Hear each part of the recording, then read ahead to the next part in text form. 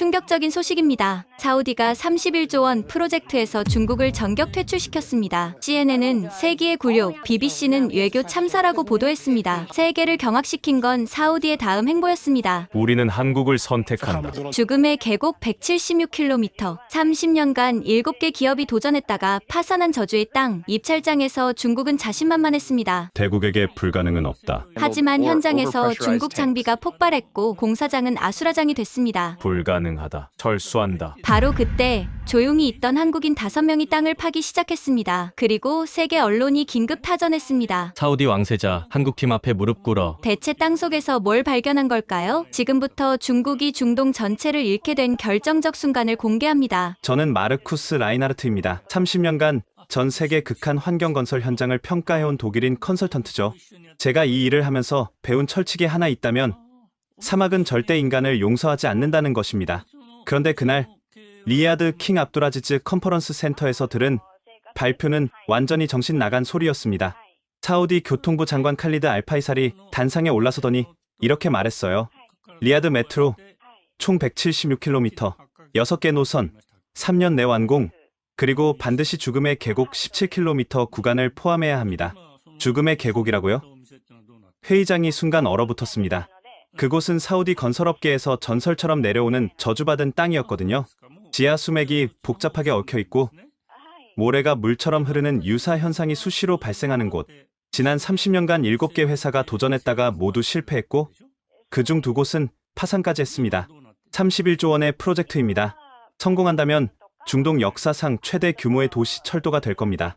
31조 원, 그 숫자에 회의장 분위기가 바뀌었어요. 탐욕이 두려움을 이기기 시작한 거죠. 저도 계산기를 두드려봤습니다.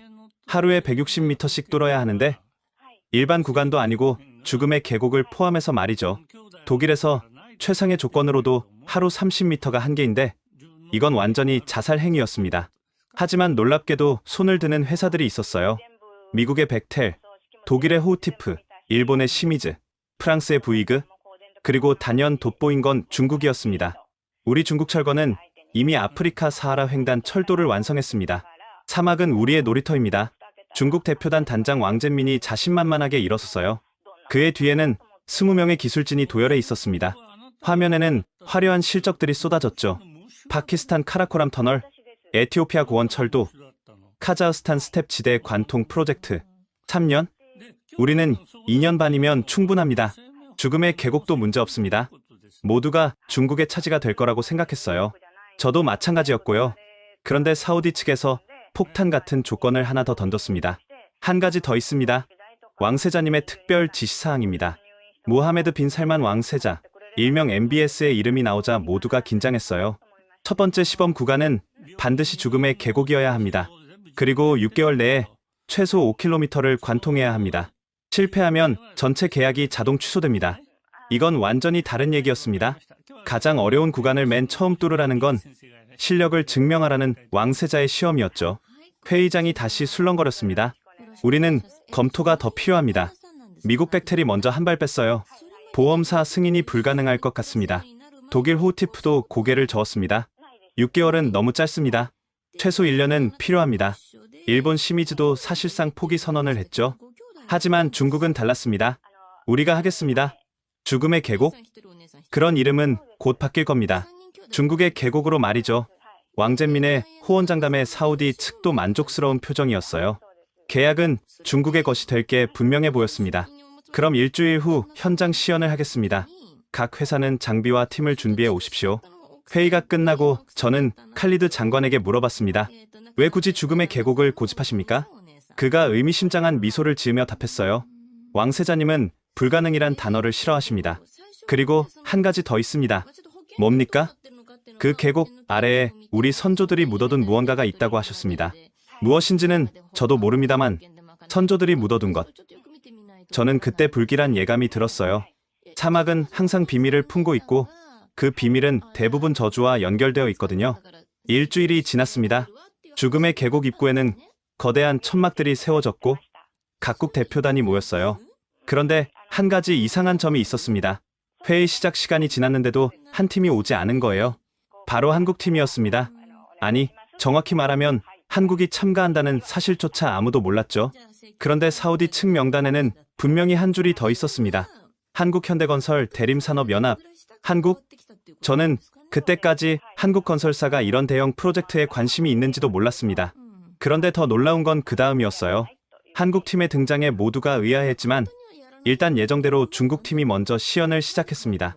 왕젠민이 거대한 TBM 앞에서 자신만만하게 설명했어요. 이것이 바로 중국이 자랑하는 사막 정복자 룽샤입니다. 직경 15m, 길이 120m의 최신형 TBM입니다. 정말 압도적인 크기였어요. 마치 거대한 강철용이 사막에 누워있는 것 같았습니다. 중국 기술진 20명이 일사불란하게 움직이며 장비를 가동시켰죠.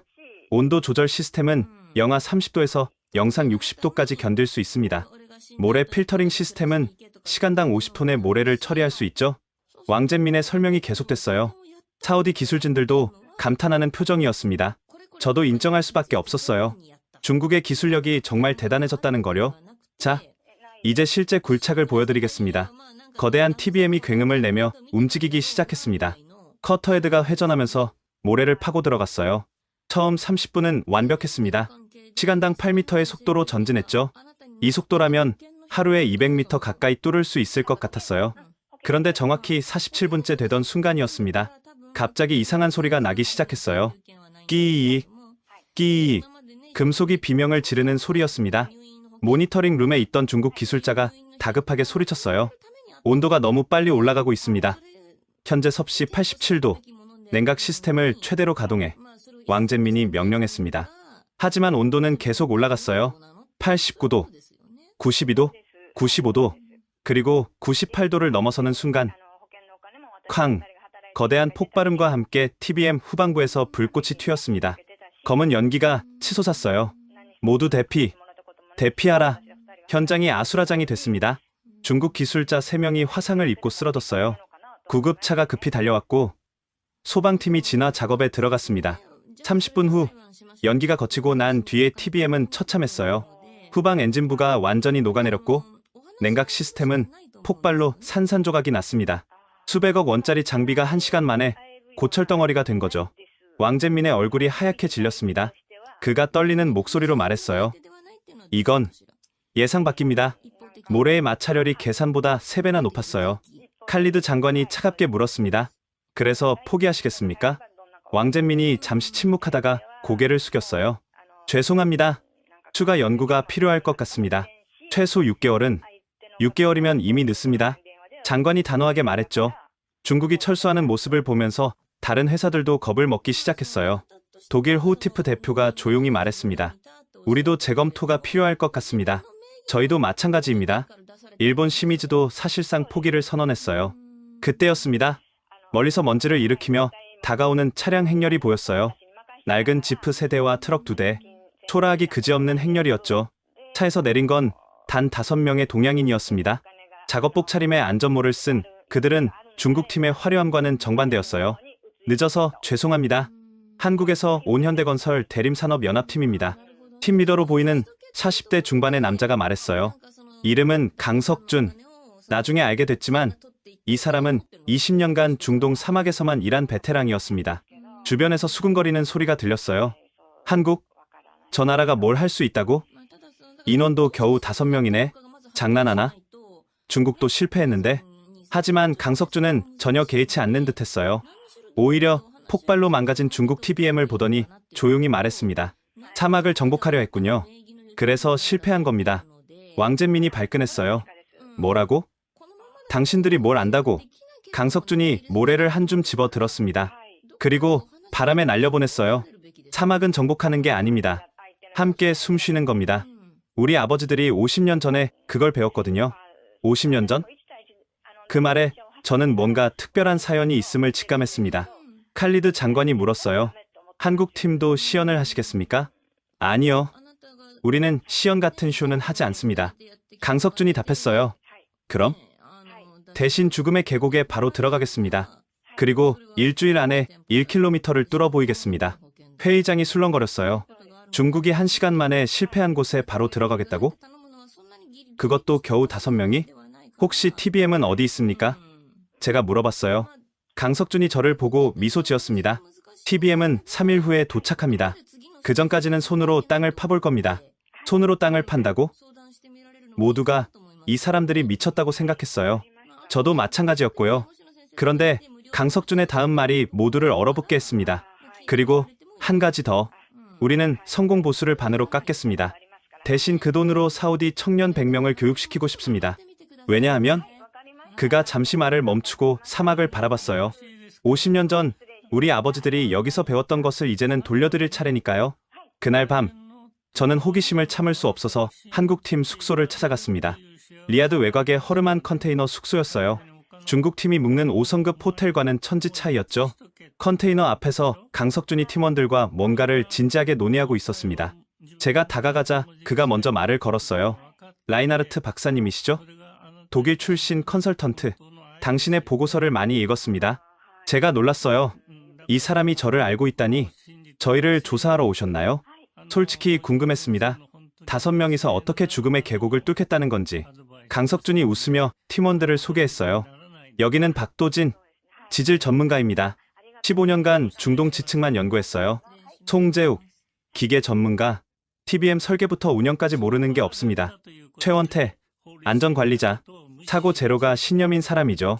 그리고 막내 김혜성, 나이는 어려도 현장 감각은 최고입니다. 정말 소수정이었어요. 각자가 전문 분야를 가진 베테랑들이었죠. 그런데 정말 손으로 땅을 파실 겁니까? 박도진이 대답했어요. 땅을 파는 게 아니라 땅을 읽는 겁니다. 죽음의 계곡이 왜 그런 이름이 붙었는지 알아야 뚫을 수 있으니까요. 다음 날 새벽 5시, 한국팀은 죽음의 계곡으로 향했습니다. 저도 따라갔죠. 도착했을 때에는 아직 뜨지 않았고 사막은 차가웠어요. 강석준이 무릎을 꿇고 모래를 만졌습니다. 그리고 깊게 파들어가기 시작했어요. 1m, 2m, 계속 파내려갔습니다. 여기 보세요. 박도진이 저를 불렀어요. 모래 속에서 뭔가 반짝이는 게 보였습니다. 석영 결정이었어요.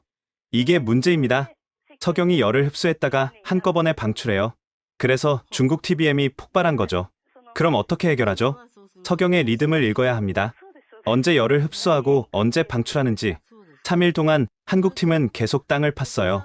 여러 지점에서 샘플을 채취하고 온도를 측정하고 지하수의 흐름을 파악했습니다. 마치 의사가 환자를 진찰하듯 사막을 진단했죠. 그리고 3일째 밤 드디어 TBM이 도착했습니다. 그런데 그 모습에 모두가 당황했어요. 이게 TBM입니까? 중국 것의 절반 크기도 안 되는 작은 기계였거든요. 게다가 새 것도 아니었어요. 곳곳에 용접 자국이 있는 중고 장비였습니다. 10년 된 중고입니다. 송재욱이 담담하게 말했어요. 하지만 우리가 개조했죠. 뭘 개조했는데요? 숨 쉬는 법을 가르쳤습니다. 숨 쉬는 법. 그게 무슨 말인지 이해할 수 없었어요. 다음 날 드디어 굴착이 시작됐습니다. 한국팀의 방식은 정말 특이했어요. TBM을 계속 가동하는 게 아니라 30분 굴착하고 10분 쉬기를 반복했습니다. 왜 계속 멈추죠? 제가 물었어요. 사막도 숨을 쉬거든요. 김혜성이 답했습니다. 석영이 열을 방출할 시간을 줘야 해요. 놀랍게도 이 방법은 효과가 있었습니다. 온도는 60도를 넘지 않았고 장비는 안정적으로 작동했어요. 속도는 느렸지만 꾸준했습니다. 그런데 5일째 되던 날 예상치 못한 일이 발생했습니다. 물이다. 지하수가 나온다. 갑자기 터널에서 물이 쏟아져 나왔어요. 분당 수백 리터의 물이 폭포처럼 쏟아졌습니다. 보통이라면 공사를 중단해야 할 상황이었어요. 하지만 강석준은 오히려 미소를 지었습니다. 드디어 찾았군요. 뭘 찾았다는 겁니까? 그가 낡은 지도 하나를 꺼냈어요. 1975년이라고 적힌 오래된 지도였습니다. 50년 전 우리 아버지들이 이곳에서 우물을 팠었습니다. 사우디 정부의 요청으로요. 그때 발견한 지하수맥이 바로 이겁니다. 그 순간 칼리드 장관이 현장에 도착했어요. 그의 표정이 묘했습니다. 정말로 그 물을 찾았군요. 알고 계셨습니까? 왕세자님이 말씀하신 선조들이 묻어둔 것이 바로 이것입니다. 50년 전 한국인들이 찾아준 생명의 물이죠. 그날 밤 칼리드 장관은 우리를 자신의 천막으로 초대했습니다. 그리고 오래된 사진첩 하나를 꺼냈어요. 이것이 1975년 사진입니다. 흑백 사진 속에는 젊은 한국인들이 있었습니다. 맨발에 런닝 셔츠 차림으로 사막에서 일하고 있었죠. 그들 옆에는 젊은 사우디 남자가 서 있었어요. 이분이 제 아버지입니다. 당시 건설부 직원이었죠. 칼리드가 사진을 가리키며 말했어요. 그리고 이분이 그가 강석준을 바라봤습니다. 당신의 아버지 아닙니까? 강석준이 고개를 끄덕였어요. 사진 속 젊은 한국인은 정말 강석준과 닮아 있었습니다. 아버지는 1975년 사우디에 오셨어요. 당시 한국은 너무 가난해서 젊은이들이 중동으로 돈을 벌러 왔죠. 칼리드가 이야기를 이어갔습니다. 그때 이곳 죽음의 계곡 근처에서 큰 사고가 있었습니다.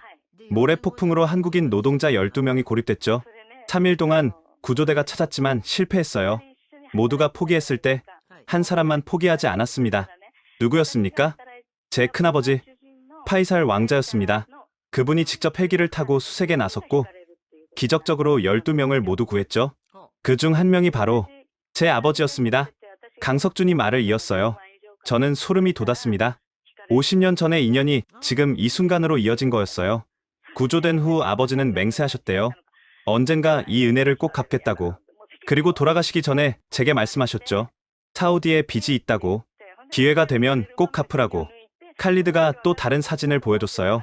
한국인들이 우물을 파는 모습이었습니다. 한국 노동자들은 구조된 후 더 열심히 일했어요. 그리고 이 죽음의 계곡에서 물을 찾아냈죠. 모두가 불가능하다고 했는데 말입니다. 어떻게 찾았죠?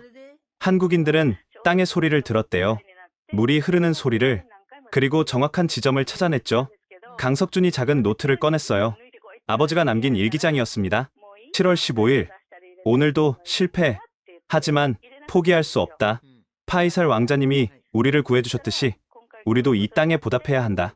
8월 3일. 드디어 물소리를 들었다. 지하 47m. 내일은 꼭 찾을 것이다. 8월 4일. 물이 나왔다. 맑은 물이다. 사우디 형제들이 울면서 기뻐한다. 우리도 운다. 눈시울이 뜨거워졌어요. 그 힘든 상황에서도 은혜를 갚기 위해 노력한 한국인들의 마음이 느껴졌거든요. 그 우물은 지금도 있습니까? 제가 물었어요. 말랐어요.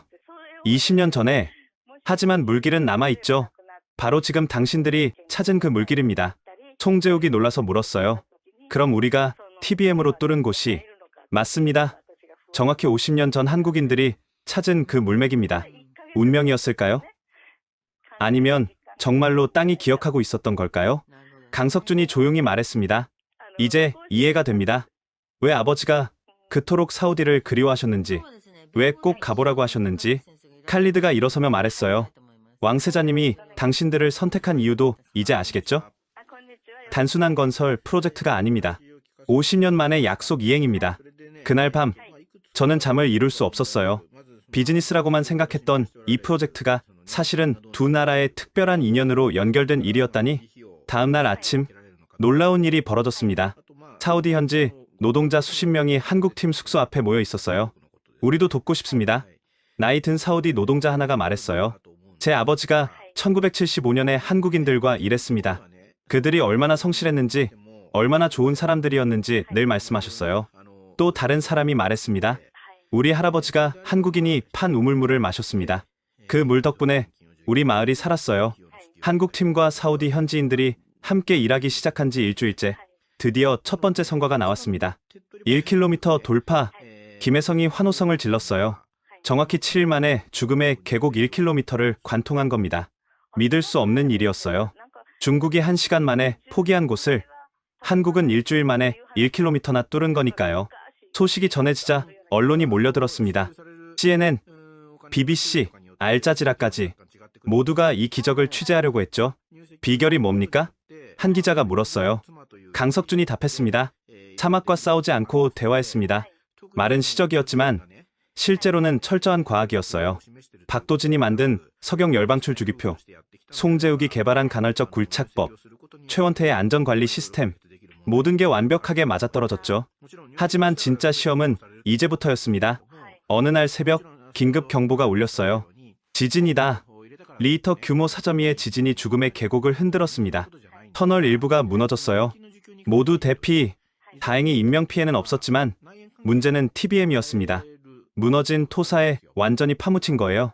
최소 2주는 걸려야 꺼낼 수 있습니다. 최원태가 보고했어요. 2주. 그럼 일정을 맞출 수 없었습니다.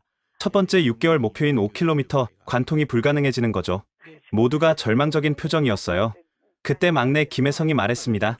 형, 수동으로 하면 안 될까요? 수동으로? TBM 없이 전통 방식으로 파는 거예요.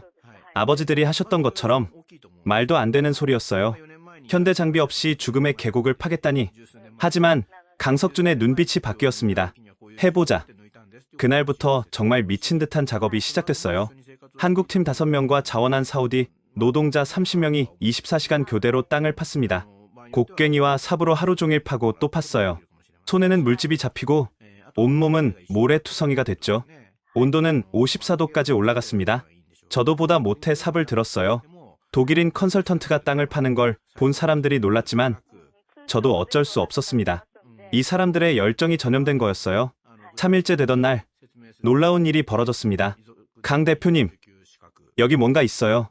땅속에서 낡은 철판이 나왔어요. 한글이 희미하게 새겨져 있었습니다. 1975년 8월 15일 광복절, 조국의 발전을 위하여 주사우디 한국 근로자 일동, 50년 전 한국 노동자들이 묻어둔 타임캡슐이었어요. 안에는 편지들이 있었습니다. 가족에게 보내지 못한 편지, 미래의 한국인들에게 보내는 편지. 언젠가 우리나라도 이런 큰 프로젝트를 주도할 날이 오겠죠? 그날이 오면 자랑스러워해 주세요. 우리가 여기서 흘린 땀이 헛되지 않았다고. 강석준이 편지를 읽으며 눈물을 흘렸어요. 그의 아버지가 쓴 편지도 있었거든요. 아들아, 너가 이 편지를 읽을 때쯤이면 아빠는 없을지도 모른다. 하지만 기억해라. 우리는 단순히 돈을 벌러 온 게 아니다. 대한민국의 이름을 걸고 왔다. 자랑스러운 한국인이 되어라. 그 순간 모두가 울었어요. 사우디 노동자들도, 저도. 그리고 더욱 놀라운 건 타임캡슐이 발견된 곳이 정확히 석영 밀집 구간의 끝이었다는 거예요. 마치 50년 전 아버지들이 길을 알려준 것처럼 이제 TBM을 쓸 수 있어요. 박도진이 외쳤어요. 기적적으로 TBM을 5일 만에 구출했고 다시 굴착을 시작했습니다. 이번엔 더 빨랐어요. 하루에 300m씩 파고 들어갔죠. 그런데 4km 지점에서 또 다른 문제가 발생했습니다. 가스다. 메탄가스가 나온다. 치명적인 메탄가스가 분출된 거예요. 농도가 폭발 위험 수준이었습니다. 철수해야 합니다. 안전관리자인 최원태가 외쳤어요. 하지만 강석준은 물러서지 않았습니다. 방독면 착용하고 계속한다. 미쳤어요? 폭발하면 다 죽어요. 그럼 폭발 안 하게 만들면 되지. 송재욱이 급히 환기 시스템을 만들었어요.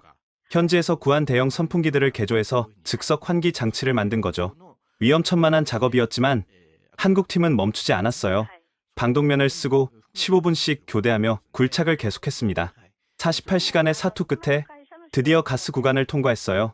그리고 정확히 5개월 29일째 되는 날 5km 돌파, 죽음의 계곡 5km를 완전히 관통한 겁니다. 6개월 목표를 하루 앞두고 달성한 거죠. 축하 파티가 열렸어요. 사우디 노동자들이 전통춤을 췄고 한국팀은 막걸리를 나눠 마셨습니다. 그때 칼리드 장관이 나타났어요. 그의 뒤에는 뜻밖의 인물이 있었습니다. 모하메드 빈 살만 왕세자였어요. 왕세자의 갑작스러운 방문에 모두가 긴장했습니다. MBS는 천천히 터널을 둘러보더니 강석준 앞에 멈춰섰어요. 당신이 강 대표인가? 네, 전하. 아버지 이야기를 들었소. 1975년의 영웅이었다고. 왕세자가 미소를 지었어요. 하지만 그의 다음 말은 충격적이었습니다. 그런데 우리에게 문제가 생겼소. 무슨 문제입니까? 미국 엑손모빌에서 연락이 왔소. 당신들이 굴착한 4.7km 지점 지하에 거대한 석유층이 있다고. 회의실이 순간 얼어붙었어요. 석유층이라니. 사우디에서 석유는 곧 국가 자산입니다. 그들이 뭐라고 합니까? 칼리드 장관이 물었어요. 즉시 공사를 중단하고 석유 시출을 시작하자고 하오. 예상 매장량이 50억 배럴이라고. 50억 배럴? 그건 어마어마한 양이었어요. 시가로 따지면 수조 달러의 가치였죠. 그럼 메트로 프로젝트는? 강석준이 물었습니다. 취소해야 할지도 모르오. 왕세자가 차갑게 말했어요. 그 순간 저는 모든 게 끝났다고 생각했습니다. 석유 앞에서 지하철이 무슨 의미가 있겠어요? 다음 날 엑손모빌 대표단이 도착했습니다. 그들은 화려한 프레젠테이션을 준비했어요. 이곳의 석유는 최상급 경지류입니다. 바로 시출을 시작하면 하루 100만 배럴 생산이 가능합니다. 미국인 대표 로버트 스미스가 자신만만하게 말했어요. 메트로? 그건 나중에 다른 곳에 만들면 됩니다. 지금은 석유가 우선이죠. 하지만 강석준이 일어섰습니다. 잠깐만요. 그 석유층이 정확히 어디 있다고 했습니까? 북위 24도 42분, 동경 46도 43분, 지하 800m입니다. 강석준이 박도진에게 눈짓했어요. 박도진이 노트북을 열고 뭔가를 확인하더니 말했습니다. 그 좌표라면 석유가 아닙니다. 뭐라고? 로버트가 발끈했어요. 지하수입니다. 50년 전 지질 조사 데이터가 있어요. 검은 물이긴 하지만 석유가 아니라 철분이 많은 지하수예요. 말도 안 돼. 우리 장비로 확인했다고. 그럼 직접 시추해 보시죠. 강석준의 제안에 왕세자가 결정했습니다. 좋소. 3일 안에 시험 시추를 하시오. 석유가 나오면 메트로는 취소, 물이 나오면 계속 진행. 3일 후 시추가 시작됐어요. 엑손모빌은 최신 장비를 동원했습니다. 500m, 600m, 700m, 그리고 800m에 도달했을 때 푸쉬쉬쉬 검은 액체가 솟구쳤어요. 모두가 환호했습니다. 석유라고 생각한 거죠. 하지만 로버트의 표정이 점점 굳어졌어요. 이건 물입니다. 박도진이 담담하게 말했어요. 철분이 많아서 검은 거예요. 마셔도 됩니다. 그리고 정말로 김혜성이 그 물을 한 모금 마셨어요. 응, 철 맛이 나네요. 빈혈에 좋겠는데요. 엑손모빌 팀은 아무 말 없이 철수했습니다. 수십억 달러를 투자할 뻔했던 게 그냥 철분 많은 지하수였다니. 왕세자가 강석준에게 다가왔어요. 당신들은 처음부터 알고 있었소? 아버지들의 기록이 있었습니다. 50년 전에도 같은 실수를 할 뻔했거든요. 왕세자가 크게 웃었어요. 역시 한국인들이요. 조상의 지혜를 잊지 않는군. 하지만 진짜 위기는 그 다음에 왔습니다. 일주일 후 중국 정부에서 공식 항의가 들어왔어요. 한국팀이 우리 기술을 도용했다. 왕젠민이 다시 나타난 거였어요. 그는 증거라며 서류를 내밀었습니다. 간헐적 굴착법은 우리가 3년 전에 특허낸 기술입니다. 서류를 보니 정말로 비슷한 내용이 있었어요. 하지만 강석준은 전혀 당황하지 않았습니다. 비슷한 건 맞습니다. 하지만 원조는 우리예요. 그가 낡은 공책을 꺼냈어요. 1975년 8월 20일 아버지의 작업 일지입니다. 여기 보세요. 30분 작업, 10분 휴식, 사막의 리듬에 맞추기. 이게 간헐적 굴착법의 원조예요. 50년 전 기록이 21세기 특허 분쟁을 해결한 거였어요. 왕젠민은 아무 말도 못하고 돌아갔습니다. 그날 밤 축하 파티가 또 열렸어요. 이번엔 왕세자도 참석했습니다. 한국팀에게 제안이 있소. 모두가 조용해졌어요. 나머지 171km도 맡아주시오. 그리고 왕세자가 잠시 말을 멈췄습니다. 네옴시티 프로젝트도 한국에 맡기고 싶소. 네옴시티 500조 원 규모의 초거대 프로젝트였어요. 하지만 강석준의 대답은 의외였습니다. 먼저 이 프로젝트를 끝내고 말씀드리겠습니다. 그리고 한 가지 조건이 있습니다. 뭐요? 사우디 청년 500명을 교육시키게 해주십시오. 진짜 기술자로 만들고 싶습니다. 6개월이 지나고 프로젝트는 순조롭게 진행되는 듯했습니다. 이미 25km를 돌파했고 하루 평균 200m씩 굴착하고 있었죠. 그런데 7월 15일 기상청에서 긴급 경보가 발령됐어요. 사상 최악의 모래 폭풍이 온다. 72시간 지속 예정. 샤말이라고 불리는 거대 모래 폭풍이었습니다. 시속 150km의 바람에 모래가 30m 높이까지 솟구치는 지옥 같은 현상이죠. 모든 장비를 대피시켜야 합니다. 최원태가 외쳤어요. 하지만 문제가 있었습니다. TBM이 터널 깊숙이 작업 중이었는데 그곳은 아직 보강이 안 된 구간이었어요. 폭풍이 오면 터널이 무너져 TBM이 영원히 매몰될 수 있었죠. 빼내는데 얼마나 걸립니까? 강석준이 물었어요. 최소 48시간입니다. 송재욱이 답했습니다. 폭풍은 24시간 후에 옵니다. 시간이 없었어요. 200억 원짜리 장비를 포기해야 하는 상황이었죠. 그때 김혜성이 말했습니다. 제가 남겠습니다. 뭐라고? TBM 안에 남아서 계속 전진하겠습니다. 터널이 무너지기 전에 안전 구간까지 뚫고 나가는 거예요. 미친 소리였어요. 폭풍 속에서 혼자 지하에 남겠다니. 안 돼. 너무 위험해. 강석준이 단호하게 거절했어요.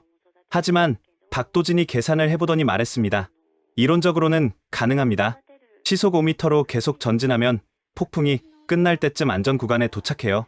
72시간 동안 혼자서 제가 같이 가겠습니다. 송재욱이 나섰어요. 저도요. 박도진도 손을 들었습니다. 저도 갑니다. 최원태까지. 결국 막내만 빼고 4명이 모두 남기로 했어요. 미쳤어. 진짜 미쳤어. 저는 그들을 말렸지만 소용없었습니다. 24시간 후 폭풍이 시작됐어요. 하늘이 검게 변하고 모래가 총알처럼 날아다녔습니다. 지상의 모든 것이 정지했죠. 하지만 지하 35m에서는 4명의 한국인이 TBM을 운전하고 있었어요. 무전기로 그들의 목소리가 들려왔습니다. 현재 온도 58도. 하지만 버틸만 합니다. 58도. 사우나보다 뜨거운 온도였어요. 12시간이 지났습니다. 산소가 부족합니다. 하지만 괜찮아요. 24시간이 지났습니다. 터널 일부가 무너지기 시작했어요. 속도를 높이겠습니다. 36시간이 지났을 때 무전이 끊겼습니다. 응답하세요. 강 대표, 응답해요. 김혜성이 절규했지만 대답이 없었어요. 모두가 최악을 생각했습니다. 4명이 생매장된 거라고. 하지만 48시간째 기적 같은 일이 벌어졌어요. 여기는 강석준 안전구간 도착. 살아있었어요. 그들이 해낸 거였습니다. 72시간 후 폭풍이 지나가고 구조대가 터널로 들어갔어요. 4명은 탈진 상태였지만 살아있었습니다. 그리고 놀랍게도 TBM은 전혀 손상되지 않았어요. 어떻게 버텼습니까? 제가 물었어요. 강석준이 희미하게 웃으며 답했습니다. 아버지 생각을 했어요.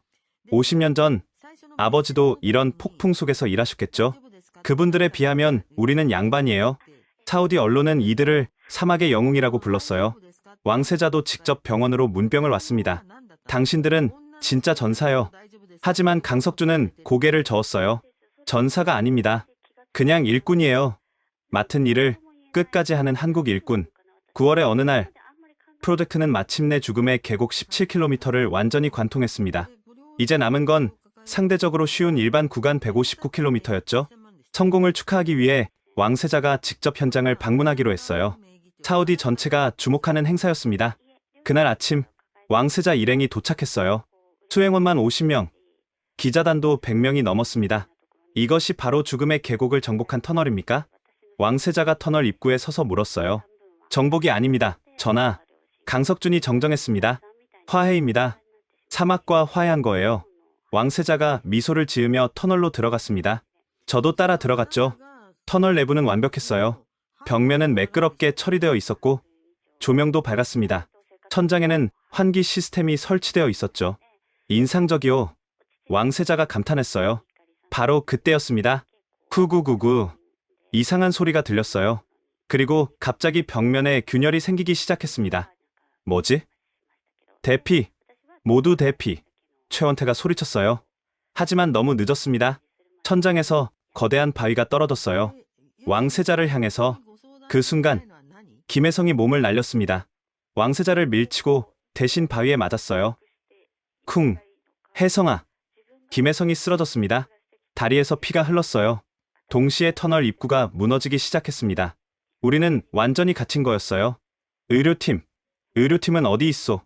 왕세자가 외쳤지만 소용없었습니다. 입구가 막혔으니까요. 강석준이 침착하게 상황을 파악했어요. 일단 안전한 곳으로 이동합시다. 여기서 500m만 가면 비상 출구가 있어요. 하지만 김혜성은 움직일 수 없었습니다. 다리가 부러진 것 같았어요. 저를 두고 가세요. 김혜성이 말했어요. 무슨 소리야? 송재욱이 그를 업었습니다. 우리는 어둠 속을 걸었어요. 손전등 불빛에 의지해서 한 걸음 한 걸음. 그런데 300m쯤 갔을 때 또 다른 문제가 발생했습니다. 물이다. 지하수가 터진 거였어요. 물이 빠르게 차오르기 시작했습니다. 이러다 익사하겠어. 누군가가 비명을 질렀어요. 왕세자도 공포에 질린 표정이었습니다. 세계 최고 권력자 중 한 명이 지하터널에서 익사할 위기에 처한 거죠. 그때 박도진이 벽을 더듬더니 뭔가를 발견했어요. 여기다. 배수로가 있어요. 50년 전 한국 노동자들이 만든 비상 배수로였습니다. 박도진이 맨손으로 녹슨 밸브를 돌렸어요. 손에서 피가 났지만 멈추지 않았습니다. 철커덕. 배수로가 열리고 물이 빠지기 시작했어요. 살았다. 하지만 안심하기에는 일렀습니다. 산소가 부족해지기 시작한 거예요. 숨이 안 쉬어져요. 수행원 한 명이 쓰러졌어요. 모두 앉으세요. 움직이지 마세요. 강석준이 지시했습니다. 산소를 아껴야 해요. 그리고 그는 벽을 두드리기 시작했어요. 탕, 탕, 탕. 뭘 하는 거요? 왕세자가 물었어요. 구조, 신호입니다. 밖에서 들을 수 있을 거예요. 하지만 2시간이 지나도 응답이 없었어요. 공기는 점점 탁해졌고 사람들은 하나둘씩 정신을 잃기 시작했습니다. 왕세자가 강석준에게 말했어요. 미안하오. 내가 괜한 방문을 해서. 전하 잘못이 아닙니다. 이것도 운명이겠죠. 그때 김혜성이 간신히 입을 열었어요. 형, 핸드폰. 제 핸드폰 좀. 송재욱이 김혜성의 핸드폰을 꺼냈어요. 화면에는 가족 사진이 있었습니다. 만약 제가 못 나가면 가족에게 전해주세요. 자랑스럽게 일하다 갔다고. 무슨 소리야? 다 같이 나갈 거야. 바로 그때 벽 너머에서 소리가 들렸어요. 탕탕탕, 탕탕탕. 응답이었어요. 구조대가 우리를 찾은 거였습니다. 30분 후 벽에 구멍이 뚫렸어요. 신선한 공기가 들어왔습니다. 왕세자님, 괜찮으십니까? 사우디 특수부대가 들어왔어요. 우리는 하나씩 구조됐습니다. 밖으로 나왔을 때 수백 명이 기다리고 있었어요. 모두가 환호했습니다. 왕세자는 즉시 김혜성에게 다가갔어요. 당신이 나를 구했소. 어떻게 보답해야 할지. 김혜성이 힘겹게 웃으며 말했어요. 보답은 필요 없습니다. 전하가 무사하신 게 보답이에요. 그 순간 왕세자는 자신의 왕실 문장이 새겨진 메달을 벗어 김혜성에게 걸어줬어요. 당신은 진정한 사우디의 친구요. 그리고 왕세자는 모든 기자들 앞에서 선언했습니다. 오늘 나는 목격했소. 한국인들의 진정한 용기를. 이들이야말로 우리가 배워야 할 사람들이요. 사고 이후 프로젝트는 더욱 탄력을 받았습니다. 왕세자가 직접 목격한 한국팀의 헌신에 감동한 사우디 정부는 전폭적인 지원을 약속했어요. 김혜성은 3주 만에 퇴원했고 다리를 절긴 했지만 다시 현장으로 돌아왔습니다. 쉬어야 하는 거 아니에요? 제가 물었어요. 일하는 게 쉬는 겁니다. 그가 웃으며 답했죠. 10월이 되자 전체 구간의 40%인 70km를 돌파했습니다. 이제 죽음의 계곡을 벗어나 일반 구간으로 접어들었죠. 모두가 이제는 쉬울 거라고 생각했어요. 하지만 사막은 마지막 시험을 준비하고 있었습니다. 11월 3일 새벽 3시 긴급 경보가 울렸어요. 대형 싱크홀이 발생했다. 지름 50m, 깊이 30m의 거대한 구멍이 터널 바로 위에 생긴 거였어요. 터널 일부가 완전히 드러났고 언제 무너질지 모르는 상황이었죠. 더 큰 문제는 그 싱크홀 아래 갇힌 사람들이 있다는 거였어요. 사우디 작업자 15명이 야간 작업 중에 고립된 겁니다. 구조대를 부르세요. 칼리드 장관이 명령했어요. 하지만 구조대는 최소 6시간 후에나 도착할 수 있었습니다. 6시간이면 너무 늦어요. 최원태가 말했어요. 터널이 2시간 안에 무너질 겁니다. 절망적인 순간이었어요. 15명의 생명이 위험했습니다. 그때 강석준이 결단을 내렸어요. 우리가 들어간다. 뭐라고요? 무너지는 터널에 들어간다고? 우리가 아니면 누가 합니까? 한국팀 5명이 모두 장비를 챙겼어요. 그리고 사우디 자원자 10명도 함께하겠다고 나섰습니다. 우리 형제들이 갇혀 있어요. 같이 가겠습니다. 무너지는 터널로 15명이 들어갔어요. 저도 따라가려 했지만 강석준이 막았습니다. 박사님은 밖에서 지휘해 주세요. 들어간 지 30분 후 무전이 왔어요. 생존자 발견. 하지만 3명이 심하게 다쳤어요. 빨리 나와요. 터널이 무너지고 있어요. 모니터를 보니 정말로 균열이 점점 커지고 있었어요. 그런데 더 심각한 문제가 발생했습니다. 출구가 막혔어요. 싱크홀이 확대되면서 출구마저 무너진 거였어요. 이제 들어간 15명과 갇힌 15명, 총 30명이 갇힌 셈이었죠. 다른 출구는? 제가 물었어요. 2km 떨어진 곳에 있어요. 하지만 뭐요? 그쪽도 곧 무너질 거예요. 절체절명의 순간이었습니다. 그때 박도진의 목소리가 무전으로 들려왔어요. 제가 방법을 찾았어요. 터널을 지탱할 방법이 뭔데요? 폭파입니다. 터널 옆 부분을 의도적으로 폭파해서 압력을 분산시키는 거예요. 미친 계획이었어요. 무너지는 터널에서 폭파라니. 실패하면 모두 죽어요. 칼리드 장관이 반대했습니다. 실패해도 죽고 안 해도 죽습니다. 박도진이 답했어요. 차라리 시도라도 해보죠. 강석준이 결정했습니다. 해보자. 도진이를 믿는다. 현장에 있던 폭약을 급히 터널로 보냈어요. 박도진이 정확한 위치를 계산해서 설치했습니다. 3, 2, 1. 폭파. 쿵. 터널이 흔들렸어요. 모니터로 보니 정말로 압력이 분산되고 있었습니다. 성공이다. 터널이 안정됐어요. 하지만 시간이 없었어요. 임시방편일 뿐이었으니까요. 뛰어. 모두 뛰어. 30명이 어둠 속을 뛰기 시작했어요. 부상자들은 없고 부축하며 뛰었습니다. 무전으로 그들의 숨소리가 들려왔어요. 거칠고 급했지만 살아있다는 증거였죠. 1km 통과. 500m 남았어요. 터널이 다시 무너지기 시작했어요. 빨리. 마지막 100m. 출구가 보이는 순간 뒤에서 굉음이 들렸어요. 터널이 완전히 무너지는 소리였습니다. 뛰어! 뛰어! 30명이 몸을 던지듯 출구로 나왔어요. 마지막 사람이 나오자마자 터널은 완전히 붕괴됐습니다. 모두 살았어요. 기적이었습니다. 구조된 사우디 작업자 한 명이 강석준을 끌어안으며 울었어요. 형제여, 당신들은 우리의 생명의 은인이요. 그 광경을 본 사우디 사람들도 모두 울었습니다. 그날 밤 사우디 국영방송에서 특별 뉴스가 나왔어요. 오늘 한국팀은 자신들의 목숨을 걸고 우리 국민 15명을 구했습니다. 이들이야말로 진정한 영웅입니다. 왕세자도 직접 트위터에 글을 올렸어요. 한국은 단순한 건설 파트너가 아니다. 생명을 나누는 형제다. 하지만 정작 한국팀은 담담했어요. 당연한 일을 했을 뿐입니다. 강석준이 인터뷰에서 말했죠. 50년 전 사우디가 우리를 구해줬듯이 이제는 우리가 구할 차례였어요. 다음 날 놀라운 일이 벌어졌습니다. 사우디 전역에서 자원봉사자들이 몰려온 거예요. 수천 명이 와서 복구 작업을 도왔습니다. 한국 형제들이 우리를 위해 목숨을 걸었는데 우리가 가만히 있을 수 없다. 72시간 동안 밤낮 없이 작업한 끝에 싱크홀을 완전히 메웠어요. 그리고 새로운 터널 공사가 시작됐습니다. 이번엔 달랐어요. 한국인과 사우디인의 구분이 없었습니다. 모두가 한 팀이 되어 일했죠. 작업 속도가 놀랍게 빨라졌어요. 하루 500m씩 굴착이 진행됐습니다. 어떻게 이렇게 빠르죠? 제가 물었어요. 마음이 하나가 되면 불가능은 없습니다. 한 사우디 작업자가 답했어요. 12월이 되자 전체 구간의 70%인 123km를 돌파했습니다. 그리고 크리스마스 이브, 특별한 손님이 찾아왔어요. 아버지? 김혜성의 아버지였습니다. 1975년 사우디에서 일했던 그 노동자였어요. 잘하고 있구나, 아들아. 로이는 떨리는 손으로 터널 벽을 만졌어요. 50년 전 우리는 이런 날이 올 거라고 꿈도 못 꿨다. 한국이 주도하는 거대 프로젝트라니. 그리고 그는 작업자들에게 막걸리를 돌렸어요. 우리 아들들, 아니 우리 영웅들을 위하여. 한국인, 사우디인, 그리고 저까지 모두가 막걸리를 마시며 축배를 들었어요. 그날 밤 저는 일기에 이렇게 적었습니다. 오늘 나는 깨달았다. 한국의 힘은 기술이 아니라 사람에게서 나온다는 것을.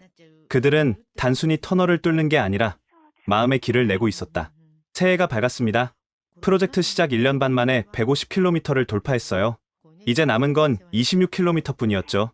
하지만 마지막 구간이 가장 어려웠습니다. 리야드 도심을 관통해야 했거든요. 지상에는 건물들이 빽빽했고 지하에는 각종 배관이 복잡하게 얽혀 있었어요. 0.1mm의 오차도 허용할 수 없습니다. 송재욱이 팀원들에게 말했어요. 정밀 작업이 시작됐습니다. 하루에 겨우 50m씩밖에 진행할 수 없었어요. 그런데 2월의 어느 날 뜻밖의 발견이 있었습니다. 이게 뭐죠? 지하 20m 지점에서 오래된 석조 구조물이 나온 거예요. 고고학자들이 급히 왔습니다. 조사 결과 300년 전 오아시스 도시의 유적이었어요. 이건 사우디 역사상 매우 중요한 발견입니다. 고고학자가 흥분했어요. 공사를 중단하고 유적을 보존해야 하는 상황이었습니다. 그럼 또 몇 달이 지연될 수 있었죠. 칼리드 장관이 고민에 빠졌어요. 역사도 중요하지만 미래도 중요한데 그때 강석준이 제안했습니다. 유적을 그대로 보존하면서 터널을 만들 수 있습니다. 어떻게요? 유적 주변을 특수 강화 유리로 감싸고 역사 전시 구간으로 만드는 겁니다. 지하철을 타면서 300년 전 역사를 볼 수 있게요. 천재적인 아이디어였어요. 왕세자가 직접 승인했습니다. 과거와 현재, 미래가 만나는 공간이라 마음에 드오. 한 달간 정성스럽게 작업했어요. 유적은 완벽하게 보존됐고 그 주변으로 터널이 지나갔습니다. 강화유리 너머로 보이는 300년 전 우물과 집터. 그것은 마치 시간 여행 같았어요. 3월 15일 드디어 마지막 구간에 도달했습니다. 남은 거리 100m. 모든 언론이 몰려들었어요. 전 세계가 주목했습니다. 마지막 발파를 시작합니다. 강석준이 버튼을 눌렀어요. 쿵. 마지막 안반이 뚫렸습니다. 관통이다. 176km 전 구간 관통. 불가능하다던 3년 목표를 2년 만에 달성한 거였어요. 환호성이 터졌습니다. 한국인과 사우디인이 서로를 끌어안았어요. 그런데 강석준은 조용히 무릎을 꿇었습니다. 그리고 주머니에서 뭔가를 꺼냈어요. 아버지의 사진이었습니다. 아버지, 해냈습니다. 약속 지켰습니다. 그 모습을 본 모든 사람이 숙연해졌어요. 완공식은 성대하게 열렸습니다. 사우디 국왕이 직접 참석했어요. 오늘은 역사적인 날이오. 한국과 사우디가 함께 만든 기적의 날, 국왕이 강석준에게 황금 메달을 수여했어요. 이것은 당신만의 것이 아니라 50년 전부터 이어진 모든 한국인들의 것이오. 강석준이 메달을 받으며 말했습니다. 이 메달은 제 것이 아닙니다. 1975년 이곳에서 땀 흘린 1만 7천 명의 한국 노동자들, 그리고 오늘 함께 일한 모든 사우디 형제들의 것입니다. 그리고 그는 놀라운 발표를 했어요. 저희가 받을 성공 보수 31조 원 중 10조 원을 사우디 청년 교육 기금으로 기부하겠습니다. 회장이 술렁거렸어요. 10조 원이라니, 미래는 젊은이들의 것입니다. 한국이 그랬듯이 사우디도 교육을 통해 더 강해질 겁니다. 국왕이 일어나 박수를 쳤어요.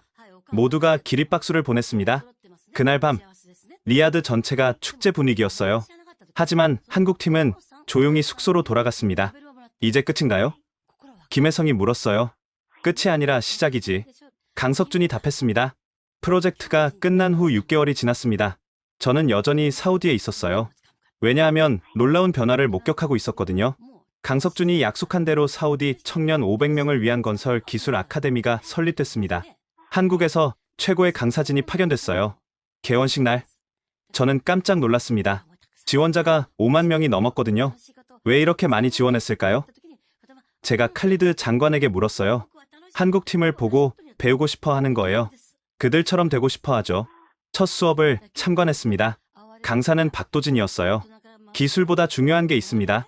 바로 마음가짐입니다. 학생들이 열심히 필기했어요. 책임감, 성실함, 그리고 동료애. 이것이 한국 건설의 비밀입니다. 한 학생이 손을 들었어요. 선생님, 한국은 어떻게 그렇게 빨리 발전했나요? 박도진이 잠시 생각하더니 답했습니다. 교육입니다. 우리 부모 세대는 못 배웠지만 자식은 꼭 배우게 했어요. 그 결과가 오늘의 한국입니다.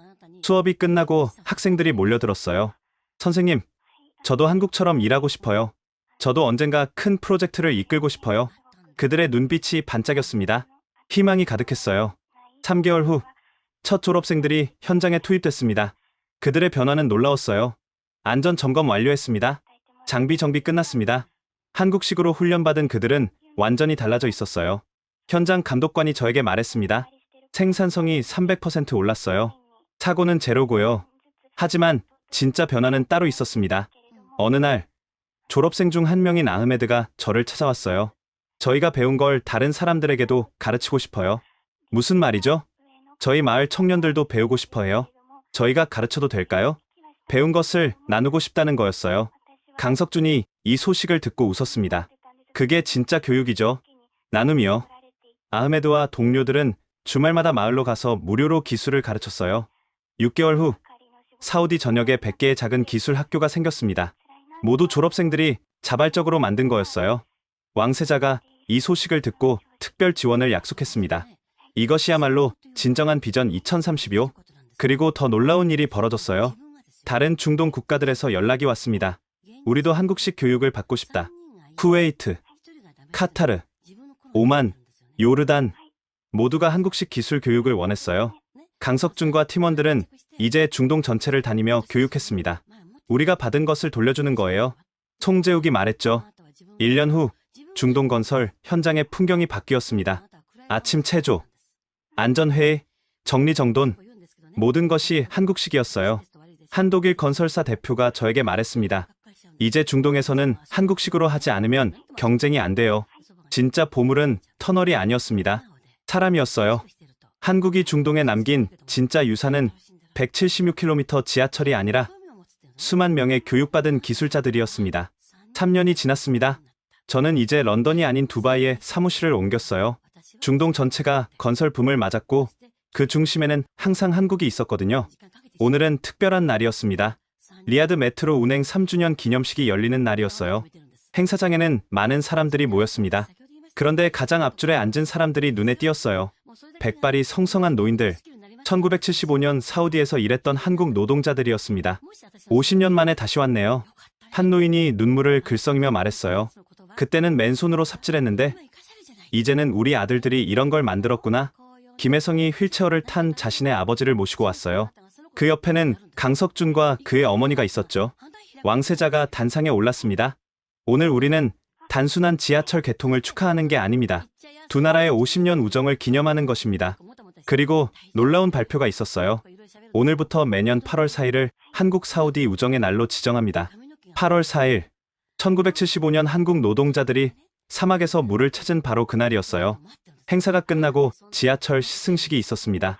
열차가 출발하자 차창 밖으로 특별한 것들이 보였어요. 역마다 한국과 사우디의 역사가 전시되어 있었습니다. 1975년 사진들, 건설 현장 모습들, 그리고 함께 일하는 오늘의 모습까지. 특히 죽음의 계곡 구간은 특별했어요. 터널 벽면에 한글과 아랍어로 새겨진 문구가 있었습니다. 여기 두 나라의 땀과 눈물이 흐른다. 그리고 영원한 우정이 시작된다. 유리로 보존된 300년 전 유적지를 지날 때 한 사우디 소녀가 할아버지에게 물었어요. 할아버지, 한국 사람들은 왜 우리를 이렇게 도와줬어요? 할아버지가 손녀를 안으며 답했습니다. 왜냐하면 우리가 먼저 그들을 도왔거든. 50년 전의 말이야. 마지막 역에 도착했을 때 모두가 일어나 박수를 쳤어요. 강석준이 마이크를 잡았습니다. 이 프로젝트는 끝이 아닙니다. 시작입니다. 이제 우리가 함께 만들어갈 미래가 더 많이 남아 있어요. 그의 말이 맞았어요. 최근 한국 기업들은 사우디의 여러 대형 프로젝트들을 계속 수주하고 있습니다. 네옴시티, 홍해 프로젝트, 리야드 신공항 등 수백조 원 규모의 프로젝트들이 진행되고 있죠. 그리고 그 현장마다 한국에서 교육받은 사우디 기술자들이 함께 일하고 있어요. 아흐메드는 이제 현장 소장이 되었습니다. 그가 저에게 말했어요. 한국 선생님들이 가르쳐준 건 기술이 아니었어요. 꿈을 가르쳐준 거였죠. 저녁이 되자 리야드 타워에서 레이저 쇼가 시작됐습니다. 밤하늘에 한글과 아랍어로 메시지가 떴어요. 감사합니다. 고맙습니다. 슈크란 감사합니다. 그리고 마지막에 이런 문구가 나타났습니다. 작은 나라가 아니라 큰 마음을 가진 나라. 대한민국. 저는 그 순간 깨달았습니다. 한국은 사막에 지하철만 만든 게 아니었어요. 희망을 심었고 미래를 만들었으며 무엇보다 마음을 남겼습니다. 50년 전 맨손으로 사막에 왔던 가난한 노동자의 나라가 이제는 중동 전체의 기술과 정신을 전파하는 스승의 나라가 된 거였어요. 사막의 별들이 밝게 빛났습니다. 그중 가장 밝은 별을 한국인들은 조국이라고 불렀고 사우디인들은 형제라고 불렀습니다. 저는 이제 압니다. 진정한 강대국은 땅의 크기나 군사력으로 결정되는 게 아니라는 것을, 받은 은혜를 잊지 않고 그것을 더 크게 돌려주는 마음, 그것이 진정한 힘이라는 것을, 한국은 그것을 증명했습니다. 사막 위에, 그리고 전 세계인의 마음속에. 지금까지 독일 출신 건설 컨설턴트 마르쿠스 라인하르트가 직접 목격한 리야드 메트로 프로젝트 이야기 어떠셨나요? 단 5명으로 시작해 불가능을 가능으로 만든 한국 건설팀의 이야기. 그들은 단순히 터널을 뚫은 게 아니라 두 나라의 마음을 이어주는 다리를 놓았습니다. 특히 50년 전 사우디에서 땀 흘렸던 우리 아버지 세대와 오늘의 젊은 기술자들이 하나로 이어지는 모습은 깊은 감동을 줍니다. 여러분, 이 이야기가 단순한 과거의 기록이 아닙니다. 지금 이 순간에도 전 세계 곳곳에서 묵묵히 일하고 있는 우리 한국인들의 이야기입니다. 그들의 땀과 노력이 헛되지 않도록 이 영상을 널리 공유해 주세요. 세계 속에서 빛나는 한국인들의 자랑스러운 이야기를 더 많은 사람들이 알 수 있도록 말입니다. 구독과 좋아요도 잊지 마시고 특히 해외에서 고생하시는 우리 교민들과 근로자분들께 응원의 메시지를 전하기 위해 이 영상을 공유 부탁드립니다. 다음에는 더욱 감동적인 이야기로 찾아뵙겠습니다. 지금까지 감동편지함이었습니다. 감사합니다.